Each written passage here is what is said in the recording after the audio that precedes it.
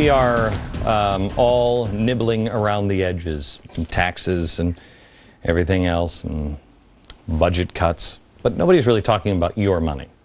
I told you a little while ago, if you had this much money, $10,000 in your bank account 8 years ago, you now, in reality, only have $8,000 because $2,000 has been stolen. How?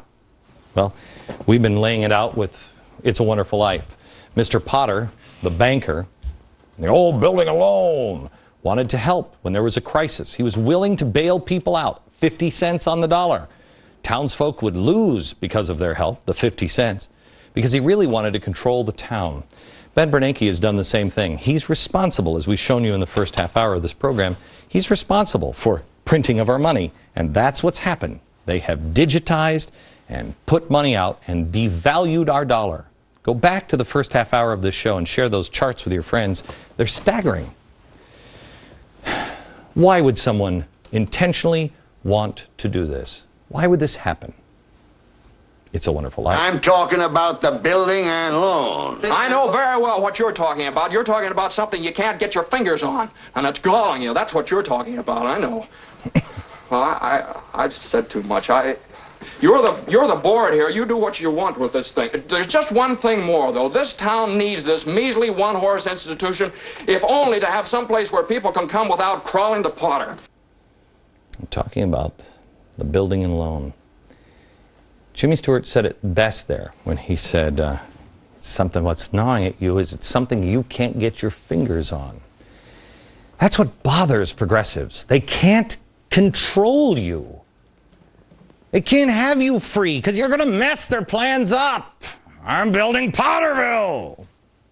Power and money. If you believe the system is broken, you have a responsibility to fix it. But they don't believe in you. Progressives don't believe in you. The Fed would never be doing this if they believed in you. Nobody is helping the small businessman. They're all helping the large financial institutions. Since when did we become a country of banks? Remember, Mr. Potter thought people were just living in crappy houses. They're never going to pay you back. Oh, that guy, he came to me for a loan. We turned him down. But George Bailey believed in people.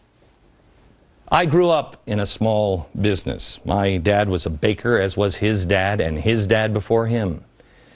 I made it on my own. My parents couldn't afford to send me to college. They couldn't afford to buy me a car or afford to help me out with insurance. Nothing. I was 18 and I didn't expect anything. No one handed me anything.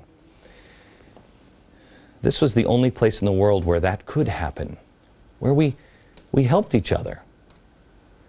Look, the world is changing. It is changing. Everything is about to change. And those who have power and money know it. Think of how many people are going to lose their power. Or already have, but what's coming is much bigger and better. The record companies. When I was in radio at 13, I got into radio, and you had to have a record company. It was everything. You had to have a record promoter. You couldn't just go do it. Not anymore. Now you have YouTube and Facebook and iTunes. There's ways to get your music out there. If it's good, you just put it out there. You do it yourself and go direct to the person. The music industry, the record industry, is almost over. When's the last time you even saw a record store? Netflix. Netflix just got into a deal with Kevin Spacey. They just agreed to do a new TV series together. On Netflix? Really? No network. Netflix reportedly paid $200 million for 26 episodes. No network. So now what happens to the power players at NBC and ABC and CBS? Oh, they don't like it. Those executives, they do not like this. The individual doesn't need a power player anymore. And I believe that's why they're telling you, don't prepare. They're creating a system to where you have to come to them. You don't have a choice. No money, no job. But there will always be the Fed. There will always be the government. They will have theirs, which is actually yours. But you will not. I challenge the President of the United States and those communists to stop talking about the greedy bankers and name them as individuals. If they are, if they're dirty and corrupt, let's vet them. Let's get them out of there. Can't we unite on that? Remember, he didn't run to help out the fat cat bankers on Wall Street. Banks are good. They're necessary. I'm tired of hearing about the evil rich people. I know many rich people who are very, very good and give so much more and even make less than the president and give much more. Mr. President, look at the people around you. George Soros, he's only worth $14.5 billion. Nancy Pelosi, $21.7 million. Timothy Geithner, he's between $740 and $1.7 million. They're all rich. Are they bad guys or good guys? I don't know, because I'm being told they're bad, but yet I'm being told they're bad by the guys I'm being told are good. Help me out. Instead of blanketing and making everyone hate rich people, which makes us hate the system, can you name the people specifically and then maybe get the Department of Justice to go after those people? Because I think we're all with you, Mr. President. No more bailouts for anyone of any size. That's not the government's job. And you said it yourself, you weren't elected to do that. So why don't you start naming them specifically and start going after them and praising the system?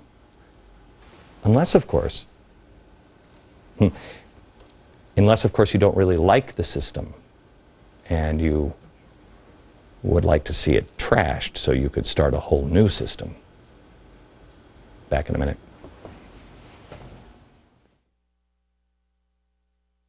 My thesis has been that Mr. Potter from It's a Wonderful Life is Mr. Bernanke from the Fed. The Fed is the real villain that no one is willing to talk about. And the real victim is the small individual, the George Baileys. I want you to understand what the Fed is. The Fed, so many people think, oh, well, the Fed, that's part of the United States government. It's not. It is the central bank of the United States. It's a corporation of banks. It's a company. It's the biggest. Anybody who is anti-company, this is the biggest, most powerful company in the world. In the world. But nobody's even questioning it. It formulates the nation's monetary policy. It supervises and regulates all of the banks. We don't even know who the banks are. It'd be like somebody who's not elected going to Congress and just start legislating in secret. We don't know who they are. We can't look at any of their books. Next Wednesday, the Fed will have the first regularly scheduled press conference in 97 years. Now, you could say that's a step towards transparency, but I say that's a step towards Potterville. Because what they're doing right now in America is they're gobbling up all the savings and loans and creating a system where you have to crawl to them. Ask your local bank how things are going. Ask them about how charming Elizabeth Warren is. She's charming, but she's with Mr. Potter. She's part of the Treasury. It's in the Treasury Department, but you can't question her anymore because it's part of the Fed. Why in the world are we coming so close to talking about another possible collapse, another massive bailout for the banks? Because this whole system, all this regulation that they've just put in is not designed from stopping them from failing. That was the reason the early explorers braved the Atlantic Ocean. Why? To find a new land in the first place? No. They wanted to find a place to where they could be free and not controlled. That new regulation is to control you, not them. They were coming from a system where if you weren't in a special elite group, you could not function. That's what our founders and our pilgrims wanted. Think of it as Mr. Potter. Well, George, come to work for me. No, Mr. Potter. At first it's tempting, but no, Mr. Potter. George Bailey knew he was going to be destroyed when he said it, but he said it anyway. And here we've had 200 years to get away from that system, and we've created it all over again. I happen to be one that believes in the Frank Capra version of America, where individual liberty is still ahead of cronyism, that it still exists. It doesn't exist in our institutions, or many of them. There are some.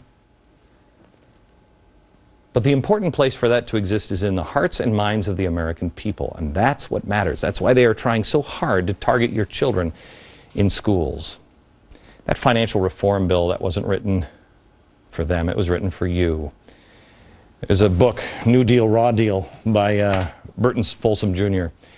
Bert is a friend of the program, and in this he tells a story about how big businesses used FDR's NRA code to destroy small businesses. There was a small Houston jeweler that discovered that the new jewelry code barred him for advertising prices on watch repairing. 5 large jewelers had colluded with the NRA to clamp down on discounts. He was forced to quit. The large jewelers went on. Lumber company in Wisconsin complained their larger competitor drafted and administrated the codes and regulations that required the listing of their customer names and forced them to reveal trade secrets to already tough competition. It's why GE just posted, what was it, $77 million or 77, what was that headline today I saw? Some huge profit, giant gains in profit, yet paid no taxes. They helped draft it. Mr. Potter couldn't have the Bailey's buildings and loan because George Bailey wouldn't get bribed off. And so Potter tried to destroy him any way he could. Our George Bailey has to be you. And I'll show him to you next. I asked you a month ago to get a group together and spread some love, organize something, and be a force for good. It's important that you are seen and known by members of your community, for when times break down, there's somebody of sanity they can trust.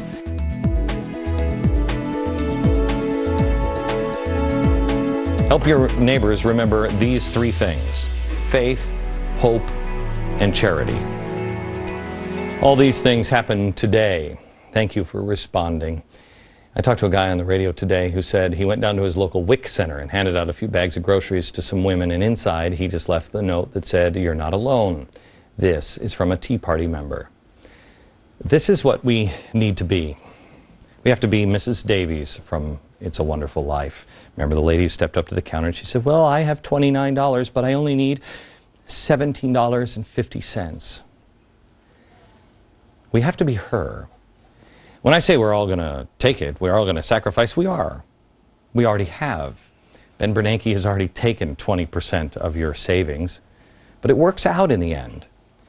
If somehow or another we can find the Frank Capra or Jimmy Stewart or Mrs. Davies inside all of us, remember, she was just responding to Jimmy Stewart saying, "We're going to be okay.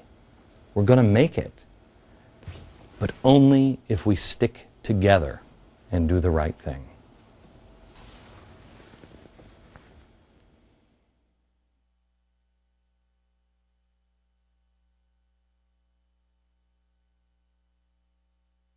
I want you to do your own homework. Don't take my word for it on the Fed. Be careful, because there's a lot of crazy conspiracy stuff out there. Do your own homework. The truth is scarier than any conspiracy. Tomorrow we begin the final chapter of the Glenn Beck program. Time to get the unanswered questions. Find out the end game tomorrow from New York. Good night, America.